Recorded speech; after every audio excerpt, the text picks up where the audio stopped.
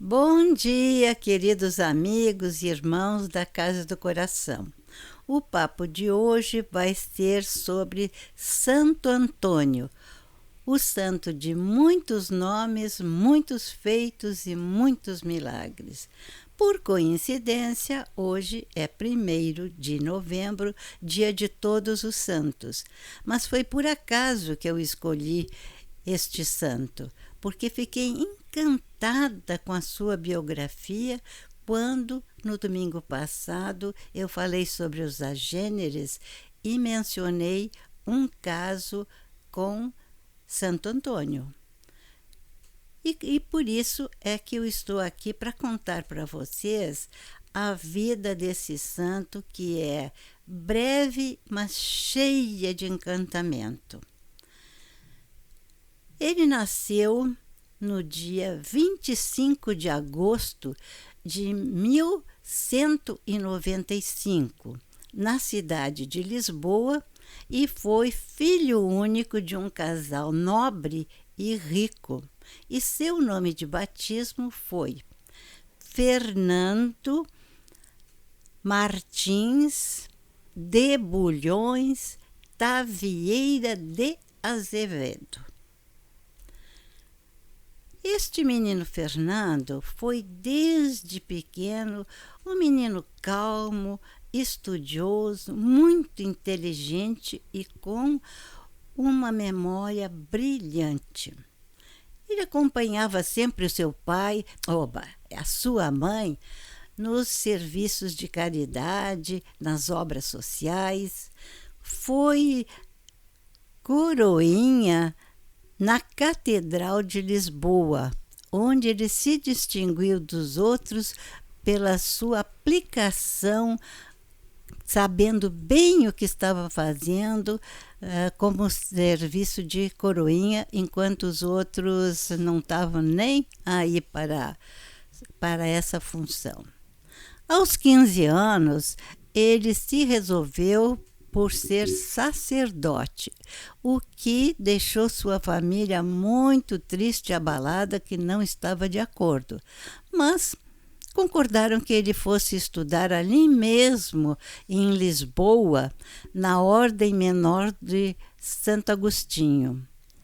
Ele permaneceu ali 2 anos, mas para fugir da influência da família, ele pediu para ser transferido para Coimbra, para o mosteiro de Santa Cruz.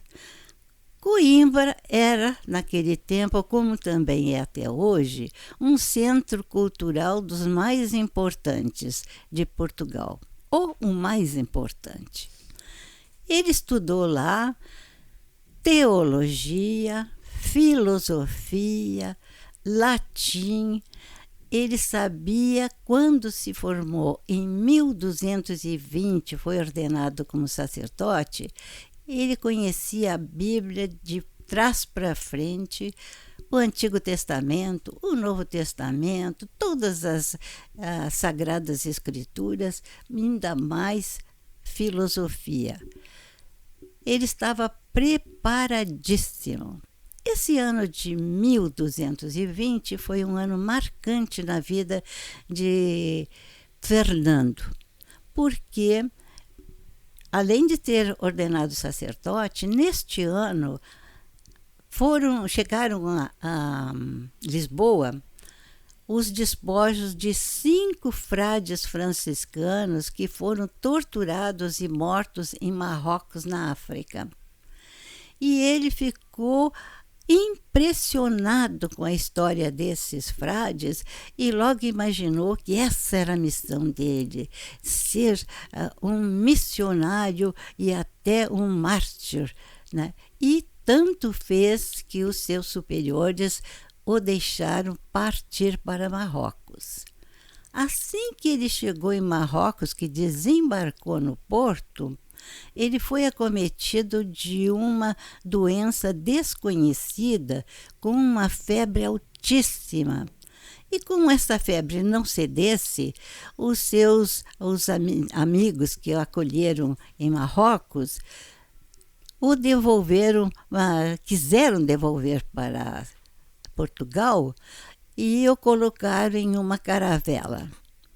Mas aconteceu que a caravela foi sacudida por uma tempestade tão violenta que de Marrocos, que é bem em frente a Portugal, no mar Mediterrâneo, quase ali junto ao Estreito de Gibraltar, a caravela foi parar no outro ponto do Mediterrâneo, ou seja, eles naufragaram na costa da Sicília, perto da cidade de Messina.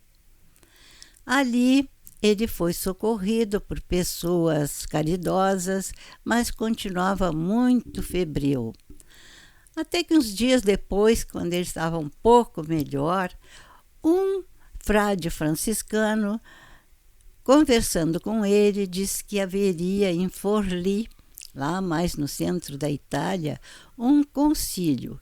Concílio é uma reunião de autoridades eclesiásticas para resolverem assuntos pendentes da religião.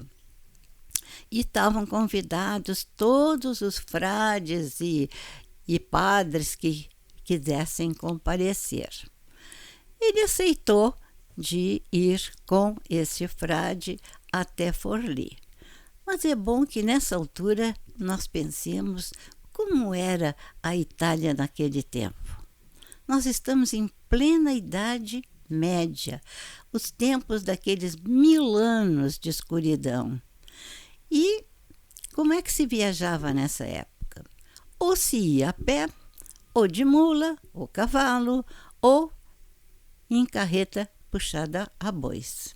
Como não tinha nem cavalo, nem mula, nem carreta, eles foram a pé, e ele doente. Mas tinham 10 dias para chegar a Forlì e foi o que eles fizeram. Neste caminho até Forlì, eles foram encontrando nos mosteiros em que eles se abrigavam outros frades franciscanos, e Fernando ficou mais inteirado dos propósitos dos padres franciscanos, da vida que eles levavam. E num desses mosteiros, ele encontrou-se com quem? Francisco de Assis. E Francisco de Assis perguntou a ele: você é padre? Sim, sou padre. Então você me ouve em confissão? Muito bem.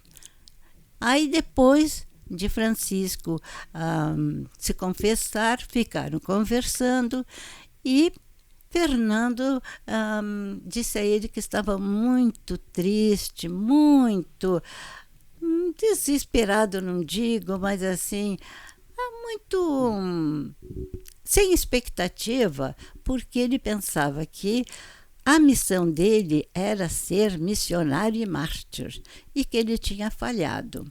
Aí São Francisco disse a ele: não, você não falhou. Você está equivocado. Não é você que tem que escolher a missão para a qual você veio. Você tem que se entregar a Deus e esperar que Ele vai lhe mostrar o que você tem por missão na vida. Mas uma coisa eu lhe asseguro: você tem um dom.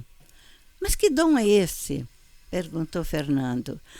Francisco disse para ele: você vai ver bem em breve qual é o dom. Se fizeram amigos, não se viram muitas vezes na vida, mas se correspondiam às vezes por bilhetes entre eles. Seguiu, Francisco foi para um lado e Fernando foi para Forlì. Ao chegarem a Forlì, nesse concílio, dizem que o Papa compareceu também, mas não é segura essa versão. Mas compareceram muitos bispos vestidos com roupas novas, cruzes de ouro de penduradas, sapatos novos e aquelas roupas finas, uns chapéus imensos vermelhos. E Fernando começou a fazer comparação entre os franciscanos e os chefes bispos da Igreja Católica. Nessa ocasião, cada um dos grupos que compareceu deveria apresentar um orador que falasse sobre a sua confraria ou que fizesse um discurso na frente de todos os outros. Da parte dos franciscanos, é preciso se dizer que eles não tinham educação teológica. Eles eram reunidos por Francisco pela bondade deles, pela vontade de se sacrificarem e de falar ao povo, mostrando mais o tipo que Jesus foi do que aquelas cerimônias da Igreja Católica. Ninguém queria falar. Aí, como Fernando recém estava chegado, ele disse, não, é você que vai falar. Ele foi falar, meio tímido a princípio, demorou para começar, mas quando começou ele resolveu falar dele próprio. Então falou que ele estava muito envergonhado dele ter sido orgulhoso do saber e que isso não era só mal dele, era também de todas aquelas pessoas que viviam de modo luxuoso. Estava se referindo tudo aos bispos que estavam ali, né? Então, ele descascou mesmo tudo, as diferenças entre um e outro, sem mostrar, isso é assim, vocês são assado, né? Não, ele foi falando de uma maneira tal que os bispos ficaram enfurecidos. Consta que o Papa estava presente na mesma reunião e que uma das coisas que Fernando falou foi que essa igreja hipócrita, que não vive ao lado dos pobres, que vive no luxo, que se considera santa, tudo isso está errado. Falou as coisas lá que... E os bispos começaram a se queixar para o Papa. Esse homem não gosta da igreja, ele está perseguindo a igreja, nós temos que parar com isso, vamos segui-lo e ver como que a gente termina com isso. O Papa era Gregório IX e ele imediatamente mandou-os calar-se e falou, este homem só está falando a verdade. Que santidade é essa que vocês estão querendo ter? Eu conheço muito bem a santidade de vocês. E se tomou de amores por Fernando, a ponto de mais tarde ele pedir a Fernando para escrever os sermões dos domingos e dias festivos para ele. Esses sermões podem ser encontrados até hoje e são magníficas páginas de uma eloquência, de uma simplicidade e, ao mesmo tempo, de uma veracidade impressionante. Bom, terminado esse concílio em Forli, Fernando, antes disso, ele resolveu, junto com São Francisco, e por a aquiescência de Francisco de Assis, ele soltou o hábito branco dos agostinhos e tomou o hábito escuro dos franciscanos, de pé no chão e com aquela corda amarrada na cintura. E foi assim que ele tinha muita vontade de ir a Pádua e ele para lá se dirigiu. Ele tinha um fascínio por Pádua. Ao chegar, antes de entrar na cidade, ele ainda olhando lá de longe, falou para o companheiro de viagem, porque sempre os frades andavam num grupo de 2 ou 3 para se protegerem. E ele falou: eu tenho a impressão de que essa cidade vai me transformar. Ao que o companheiro disse: eu acho o contrário, que você que vai transformar essa cidade. Antes de entrar na cidade, Fernando, aliás, Antônio, porque ele mudou de nome quando entrou para os franciscanos, virou Antônio de Lisboa, seu segundo nome.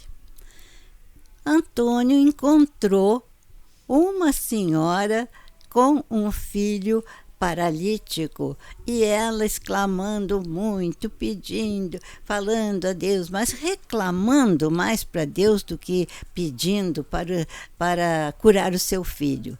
Quando ela viu os dois frades, ela perguntou: vocês são padres? Um era padre e o outro era frade. Antônio disse: sim, eu sou. Ah, então salva o meu filho, porque Deus não quer fazer isso. E já foi praguejando. Antônio chegou e disse a ela: mas não é assim que você tem que fazer.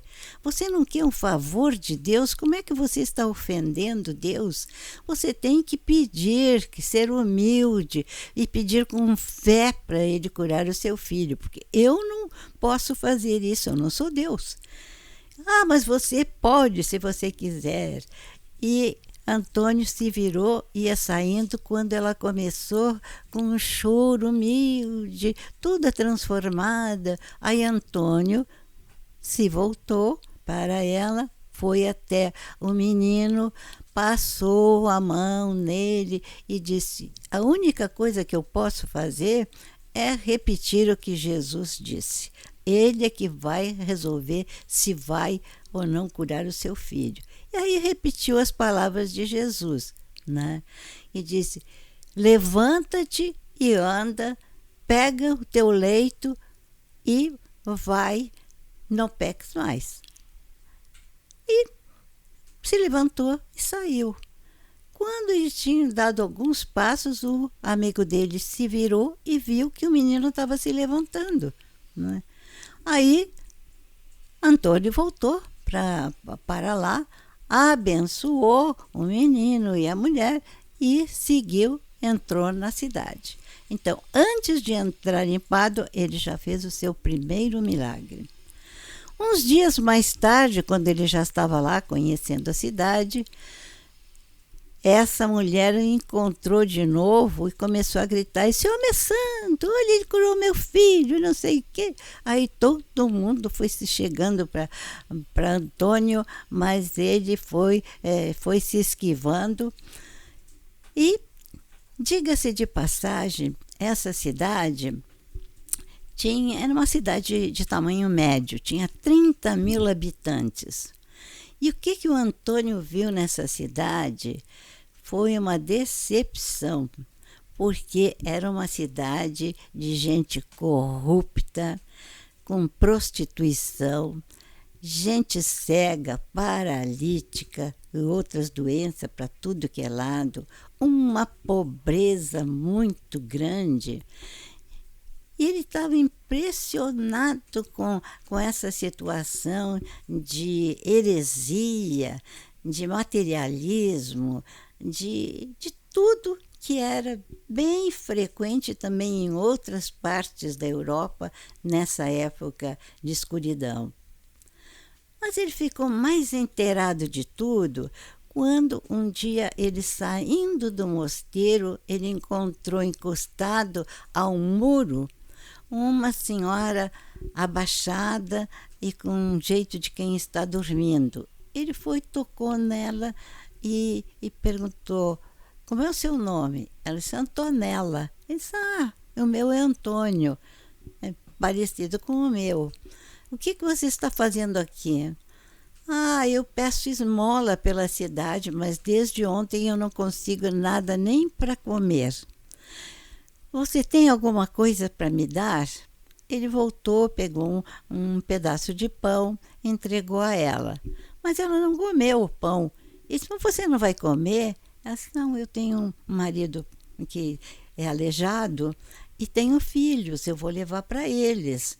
Né? Ele disse: então espera um pouco. Foi lá dentro, pegou uma cesta com pães e saiu com ela. Aí foram visitar, ele disse, eu vou ver a sua família. Ao chegar lá, ele ficou sabendo da história dela e da maioria dos habitantes de Pádua. Haviam 5 ou 6 agiotas que eram homens que ficaram muito ricos, tirando o dinheiro de todos os outros que tivessem casas ou uma propriedade, reduzindo todo mundo à pobreza e também as moças à prostituição já por outro motivo. Ele então ficou revoltado com aquilo. E nessa ocasião que ele voltava com o pão, já muita gente foi pedindo, vendo ele com pão, foi pedindo, ele foi repartindo, mas chegou na casa de lá e ficou sabendo, então, de Antonella, ficou sabendo que o marido dela e ela tinham propriedades, uma casa muito boa, família bem, mas para terem dinheiro para pagar os impostos, ele pediu dinheiro emprestado para um agiota chamado Moretti. E que quando ele não teve mais dinheiro para pagar, Moretti mandou bater nele até aleijá-lo. E depois ainda o acusou e ainda foi preso. Agora ele estava solto porque o juiz da cidade ficou sabendo e o salvou. Mas isso era um caso comum para todos os outros. Esses 5 ou 6 agiotas eram donos de toda a cidade. E os outros viviam bebendo, doentes, e as moças se prostituindo, porque havia... É preciso lembrar que a Itália, nesse tempo, era muito mais atrasada do que Portugal, porque depois da queda do Império Romano, ela ficou esfacelada, quer dizer, repartida em feudos. Então, quem tivesse terras e dinheiro mandava naquele pedaço como se fosse rei. Então, tinham muitos e muitos e muitos reis, entre aspas, né? E que mandavam nos seus feudos do jeito que eles queriam. A escravidão era uma coisa muito comum por falta de pagamento. E as moças se prostituíam porque havia leis que instituíram um dote e as moças só poderiam casar elas, né, pagando para o noivo uma quantia que era bem grande. Muitas se prostituíam para conseguir o dinheiro para depois comprar o noivo, né? Essa era a situação. Meus queridos, essa história está ficando muito comprida. Você já deve estar com sono ao ouvi-la. Vou interromper aqui e no próximo domingo continuaremos essa história de Santo Antônio, que tem muita coisa bonita ainda para falar. Espero que vocês tenham gostado e fiquemos todos na paz de Deus. Tchau!